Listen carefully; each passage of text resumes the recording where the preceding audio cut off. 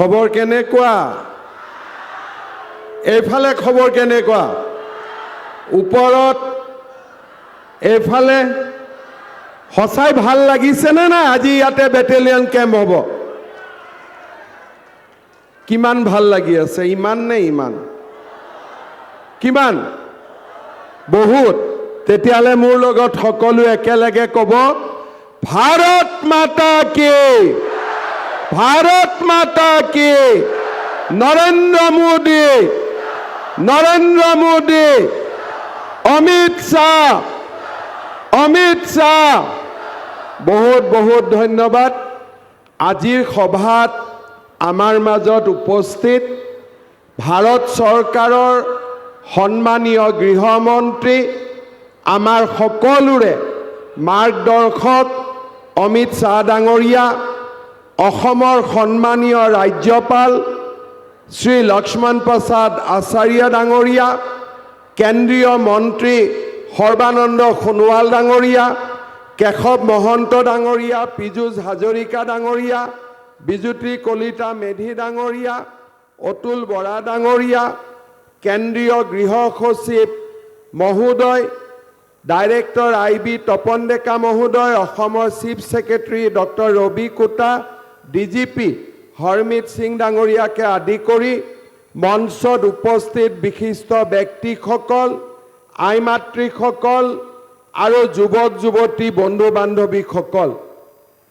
আজি আমাৰ বাবে এটা আনন্দৰ দিন আমি সকলোৱে জানিছিলোঁ যে আমাৰ এই কচুতলিৰ 708 বিঘা মাটি সন্দেহযুক্ত লোকসকলে ইয়াত দখল কৰি আছিল কচুতলি আৰু সোণাপুৰ ডিমৰীয়া ৰাইজে দাবী কৰিছিল যে আমাৰ ট্ৰাইবেল বেল্ট এণ্ড ব্লকৰ পৰা এই মানুহখিনিক উচ্ছেদ কৰিব লাগে কোনেও সাহস কৰা নাছিল কিন্তু আমাৰ বিজেপি চৰকাৰৰ নেতৃত্বত আজি আমি কচুতলিৰ 700 বিঘা মাটি আমি অবৈধ লোকৰ পৰা উদ্ধাৰ কৰিলো আৰু তেওঁলোকক আমি নিজৰ ৰাস্তা দেখুৱাই দিলো বিজেপি চৰকাৰ নাহিলে কোনবাই পাৰিলেহেঁতেন নেকি এই কাম কৰিব পাৰিলেহেঁতেন নেকি বিজেপি নাহিলে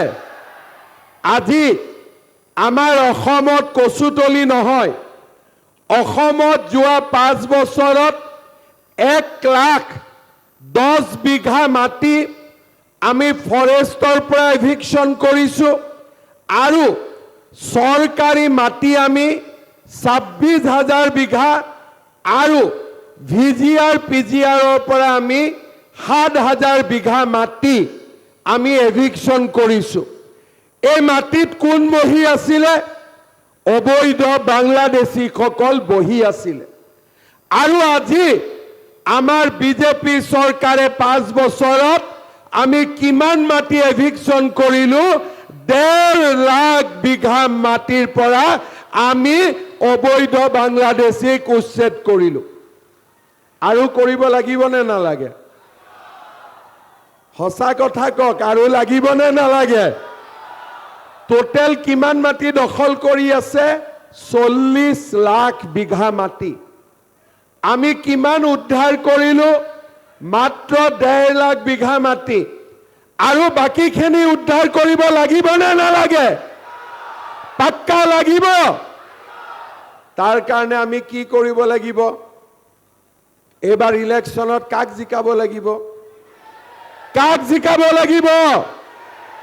পাক্কা বিজেপিক জিকাব লাগিব বিজেপি জিকিব আমাৰ NDA জিকিব মই আজি আপোনালোকক কথা দিছো এইবাৰ অসমত বিজেপি চৰকাৰ অহাৰ পিছত এইবাৰ আমি 1.5 লাখ বিঘা নহয় 5 লাখ বিঘা মাটিৰ পৰা আমি বাংলাদেশীক উচ্ছেদ কৰিম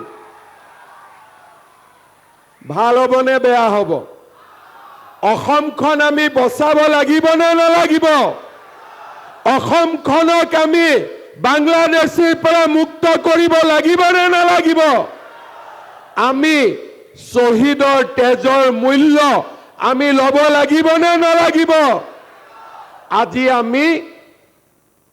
আমি প্ৰথমবাৰৰ বাবে আমি তেখেতসকলক বুজাই দিলো যে এতিয়া অসম আগৰ দৰে অসম নহয়।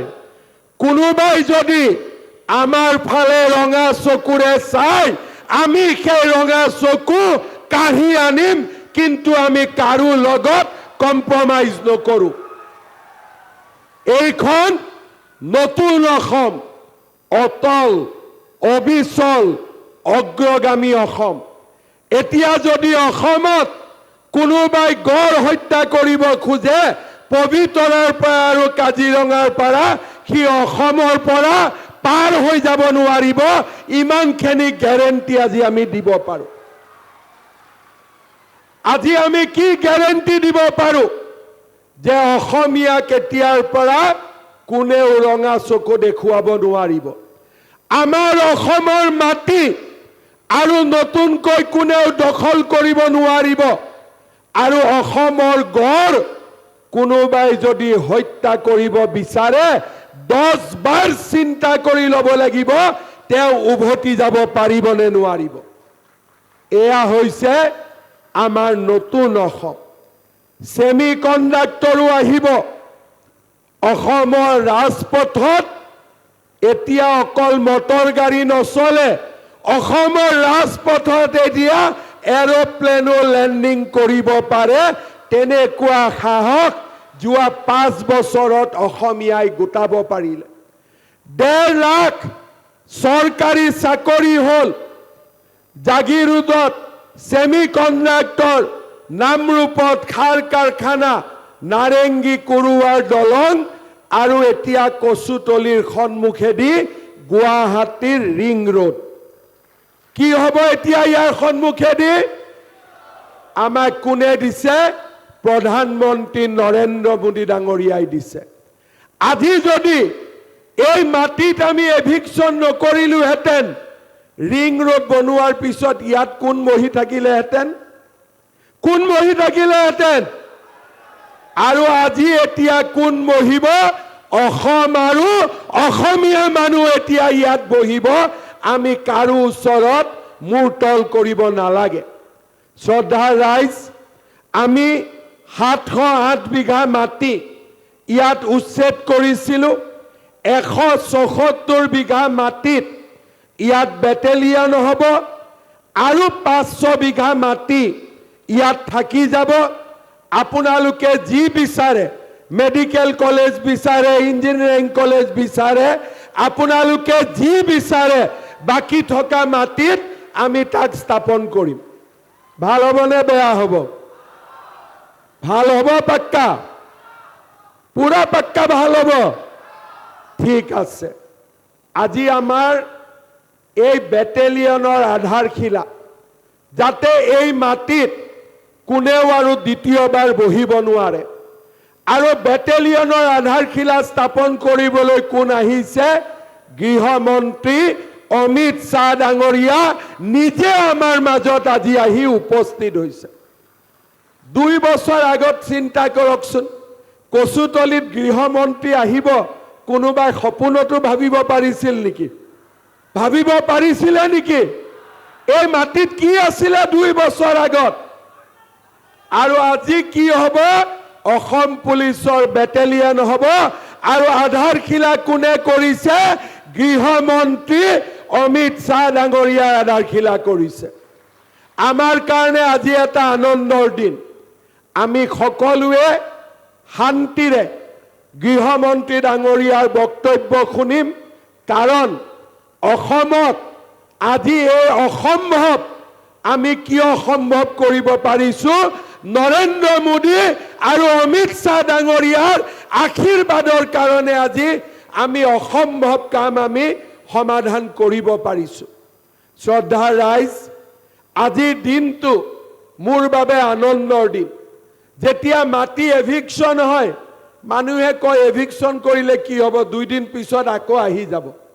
এতিয়া অসমীয়াই সকলোকে বুজাই দিছে যে আগৰ দিন নাই, এতিয়া দিন পৰিৱৰ্তন হৈছে। আৰু অসমৰ পৰা আমি এনেকুৱা পৰিৱেশ সৃষ্টি কৰিম, অকল কচুতলি নহয়, অসমৰ পৰা এদিন এই বাংলাদেশী পলাব লাগিব, অসমৰ পৰা পলাব লাগিব। পলাব লাগিব নে নালাগিব?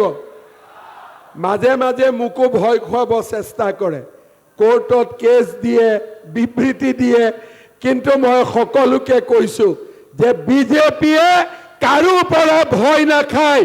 বিজেপিয়ে ৰাইজৰ কাৰণে কাম কৰিব। বিজেপিয়ে অসমীয়া সমাজ আমাৰ ভাৰত মাতৃৰ বাবে কাম কৰিব। আৰু আমি সকলোৱে বিজেপিক শক্তি দিম, বিজেপিক আমি সাহস দিম। কি কৰিব লাগিব? এপ্ৰিলত ইলেকশ্যন আহি আছে। কি কৰিব লাগিব? কাক জিকাব লাগিব? পাক্কা লাগিব। বিজেপি চৰকাৰ হ'বনে নহ'ব? কোনে কোনে ভাবে বিজেপি চৰকাৰ হ'ব? হাত দাঙকচোন। বাপৰে, চবে ভাবে বিজেপি চৰকাৰ হ'ব। 100%। मैं अमित शाह जी को बता सकता हूं कि असम में बीजेपी सरकार होना 100% कंफर्म है। किसका सरकार बनेगा? किसका सरकार बनेगा? पक्का बीजेपी का बनेगा, पक्का बनेगा। तब मेरा साथ बोलिए, भारत माता की, भारत माता की। नरेंद्र मोदी, नरेंद्र मोदी, अमित शाह, अमित शाह। बहुत बहुत धन्यवाद। সকলোৱে এতিয়া আমি অমিত শাহ ডাঙৰীয়াৰ ভাষণ শুনিম। সকলোকে মই আকৌ এবাৰ ধন্যবাদ আৰু অভিনন্দন জনাই মই মোৰ বক্তব্যৰ সামৰণি মাৰিছো। জয় হিন্দ, বন্দে মাতৰম, জয় আই অসম।